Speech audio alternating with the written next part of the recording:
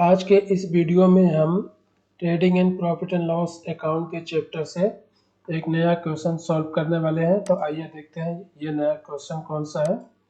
ये एक क्वेश्चन है अपने पास। श्री सत्यनारायण सिंह का 31 मार्च 2003 को समाप्त होने वाले वर्ष का तलपट निम्नलिखित था। तो ये तलपट दिया हुआ है, इस साइड डेबिट है और इस साइड क्रेडिट। तो इससे हमको ट्रेडिंग अकाउंट बनाना है, प्रॉफिट एंड लॉस अकाउंट बनाना है और बैलेंस शीट बनाना है। तो ये हमने इधर प्रोफार्मा तैयार कर लिया। ट्रेडिंग अकाउंट कौन से ईयर के लिए बनाना है? 31 मार्च 2003। यहाँ पर हम लिख देंगे फॉर द ईयर एंडेड 31 मार्च 2003। तो ट्रेडिंग अकाउंट में सबसे पहले डेबिट साइड में क्या लिखा जाता है? Opening stock.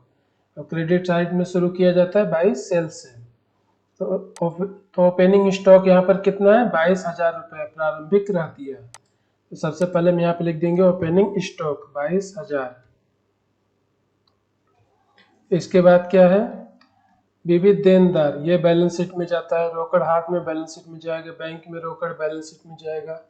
व्यापारिक व्यय, व्यापारिक व्यय कहाँ पे जाएगा? प्रॉफिट एंड लॉस में, क्योंकि ये मैन्युफैक्चरिंग या ट्रेडिंग अकाउंट से रिलेटेड नहीं है। मशीनरी, ये कहाँ पे जाएगा? बैलेंस शीट में। वेतन, वेतन कहाँ जाएगा? प्रॉफिट एंड लॉस अकाउंट के डेबिट साइड में, एक्सपेंस है ये। विक्रय वापसी, विक्रय वापसी को विक्रय में से घटा दिया जाता है। किराया, किराया जाएगा पीएल में। भाड़ा वाह, भाड़ा वाह मतलब कैरेज आउटवर्ड, तो ये जाता है पीएल में। और कैरेज इनवर्ड होता है भाड़ा आगत या भाड़ा इनवर्ड, तो वो कहाँ पर जाता है? वो जाएगा ट्रेडिंग अकाउंट के डेबिट साइड में, एक्सपेंस में। क्रय, अब हमको क्रय कहाँ पे लिखना होता है? क्रय लिखना होता है ट्रेडिंग अकाउंट के डेबिट साइड में। तो क्रय हम लिखेंगे 1,20,000 रुपये। तो क्रय तो है, क्रय वापसी नहीं है, तो हम सीधा सिर्फ क्रय लिखेंगे 1,20,000 रुपये to purchase account.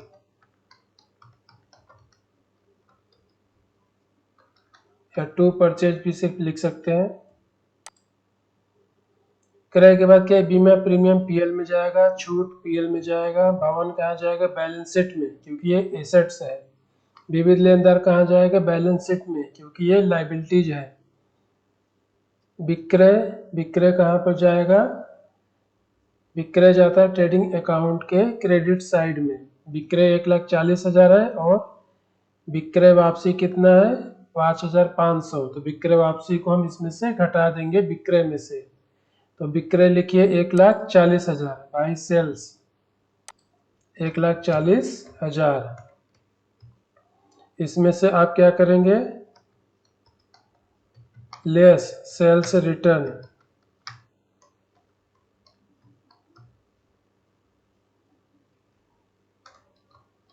Sales return कितना है?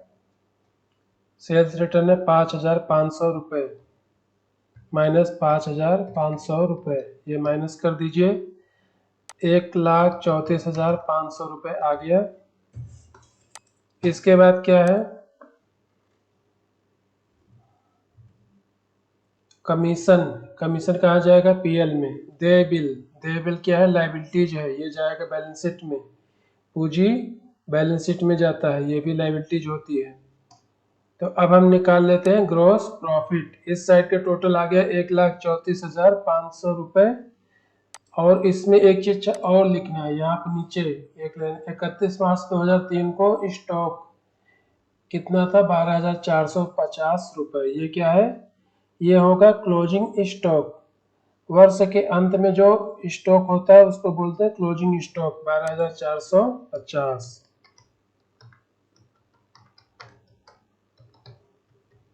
12,450 रुपये।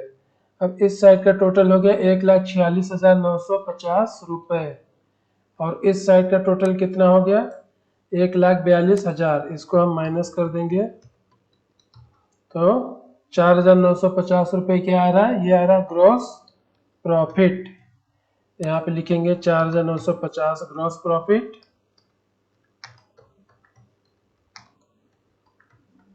To gross profit CD।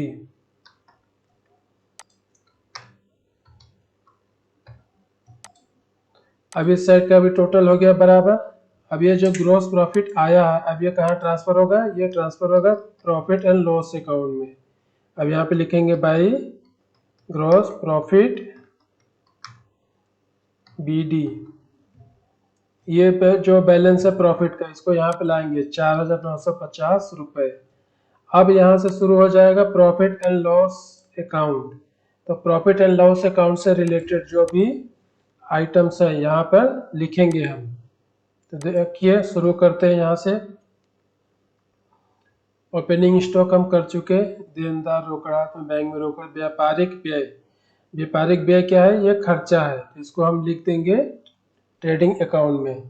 तो डेबिट साइड में जो भी एक्सपेंस होते हैं वो कहाँ पर आते हैं, वो डेबिट साइड में ही आता है। बस ये देखना होता है कौन सा ट्रेडिंग में जाएगा और कौन सा प्रॉफिट एंड लॉस में।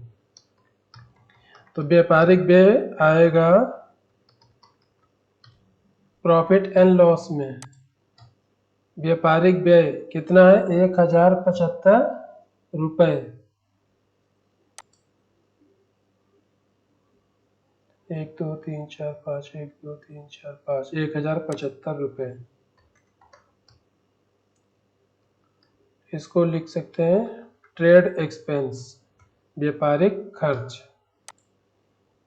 इसके बाद आता है मशीनरी वेतन। वेतन कहाँ जाता है, प्रॉफिट एंड लॉस में। वेतन कितना है, 2,225 रुपये टू सैलरी। वेतन के बाद क्या है, विक्रय वापसी किराया। किराया कितना है, 2,100 रुपये, ये भी एक्सपेंस है। टू रेंट 2,100 रुपये। भाड़ा वाह्य, भाड़ा वाह्य मतलब कैरेज आउटवर्ड, मतलब आपके पास से कोई माल जा रहा है तो आपने उस पर फ्रेट लगाया। तो जब भी आप कैरेज आउटवर्ड होता है, मतलब जाने वाले माल पे जब भी भाड़ा लगता है वो जाता है प्रॉफिट एंड लॉस अकाउंट में। और परचेज पर या आने वाले माल पर जब भी रेट लगेगा वो जाएगा ट्रेडिंग अकाउंट में। इसको हम लिखेंगे प्रॉफिट एंड लॉस अकाउंट में 300 रुपये टू कैरेज आउटवर्ड।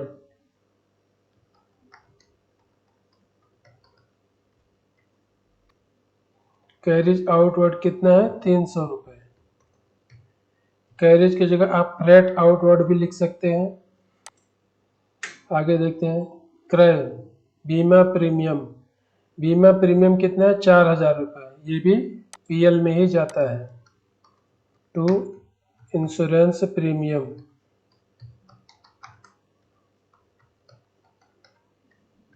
4,000 रुपये। इंश्योरेंस प्रीमियम के बाद डिस्काउंट छूट 1,100 रुपये, ये भी PL में ही जाता है, PL में ही जाएगा। डिस्काउंट 1,100 रुपये हमने छूट दिया है। जब भी छूट दिया जाता है वो PL अकाउंट के डेबिट साइड में आएगा, और जब भी डिस्काउंट छूट मिलता है वो PL अकाउंट के क्रेडिट साइड में इस साइड आता है। डिस्काउंट के बाद क्या है, भवन, भवन बैलेंस शीट में जाएगा। इस साइड का पूरा हो गया। क्रेडिट साइड का देखिए, विविध लेनदार विक्रय कमीशन। कमीशन कितना, 5,200 रुपये। हमको किसी से कमीशन मिला है तो ये क्या है, इनकम है। इनकम को आप प्रॉफिट एंड लॉस अकाउंट की क्रेडिट साइड में लिखेंगे, कमीशन 5,200 रुपये।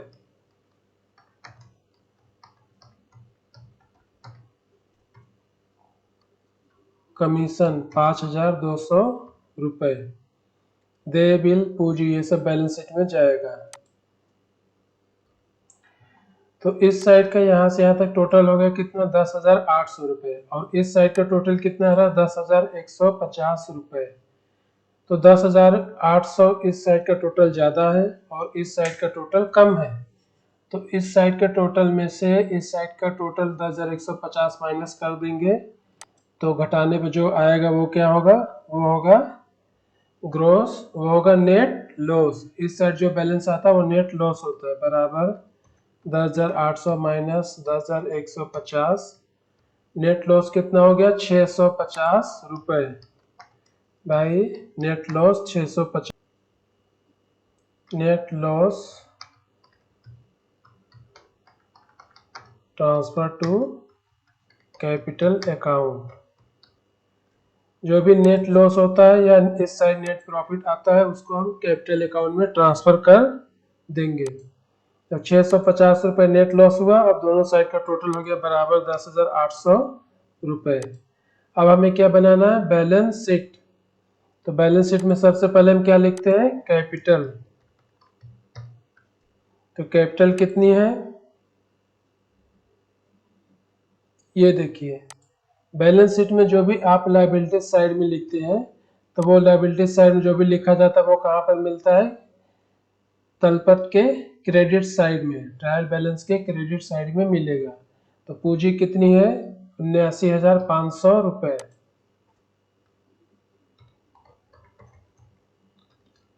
यदि नेट प्रॉफिट होता तो हम कैपिटल में ऐड कर देते, यदि नेट लॉस होगा तो हम उसे कैपिटल में से माइनस कर देंगे। यहाँ पे लिखेंगे नेट लॉस।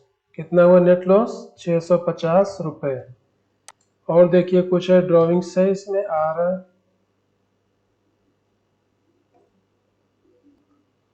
तो इसमें आहरण नहीं है तो हम कैपिटल में से नेट लॉस घटा देंगे 78,850 रुपये। ये हो गया हमारा करेंट कैपिटल। पहले हमारी कैपिटल कितनी थी, 79,500 रुपये। 650 रुपये हमको क्या हो गया, घाटा हो गया। जब घाटा हो गया तो हमारी पूंजी क्या हो जाएगी, कम हो जाएगी। अब देखिए और क्या चीज लिखना है, विविध लेनदार 10,650 रुपये। विविध लेनदार को आप इधर लिखेंगे,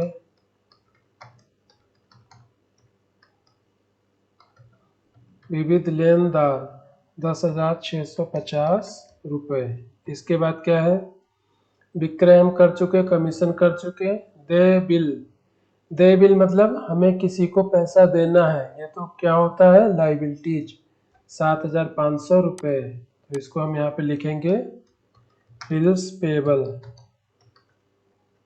7,500 रुपये। देय बिल पूंजी, तो ये क्रेडिट साइड का हमने पूरा कर दिया। अब डेबिट साइड में चेक करिए क्या है, प्रारंभिक रहती है विविध देनदार। विविध देनदार कौन होता है, देनदार वो होते हैं जो हमें पैसा देंगे, जिनसे हम पैसा लेने वाले हैं, वो होते हैं हमारे देनदार। तो यहाँ पर हम लिखेंगे सन्ड्री डेब्टर्स 32,400 रुपये।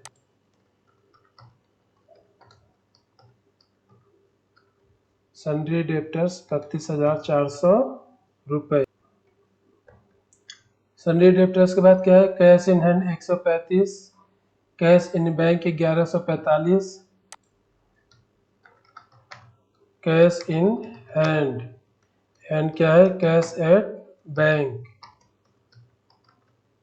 कितना अमाउंट है, 135 और 1145, 135 से 1145। और क्या है इसके बाद, व्यापारिक व्यय हो गया, मशीनरी 16,370 रुपये। मशीनरी हमारी क्या है, एसेट्स है। मशीनरी 16,370 रुपये। मशीनरी के बाद क्या है, वेतन पीएल में चला गया, बिक्री वापसी ट्रेडिंग में चला गया, किराया पीएल में चला गया, भाड़ा पीएल में चला गया, क्रय ट्रेडिंग में चला गया, बीमा प्रीमियम पीएल में चला गया, छूट पीएल में चला गया। भवन, भवन क्या होता है हमारा, एसेट्स होता है, संपत्ति 34,500 रुपये। संपत्ति को हम यहाँ पे लिख देंगे अपना बिल्डिंग को, बिल्डिंग 34,500 रुपये।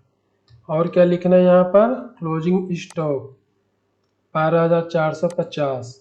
क्लोजिंग स्टॉक ही एक ऐसा चीज है जो कि दोनों साइड लिखा जाता है, ट्रेडिंग में भी लिखा जाता है और बैलेंस शीट में भी लिखा जाता है।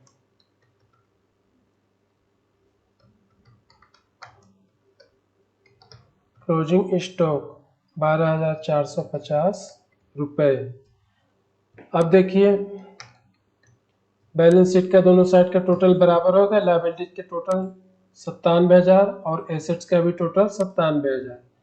तो ये हमारा क्वेश्चन आज का कंप्लीट हो गया। तो इस तरह से हम बनाएंगे ट्रेडिंग अकाउंट।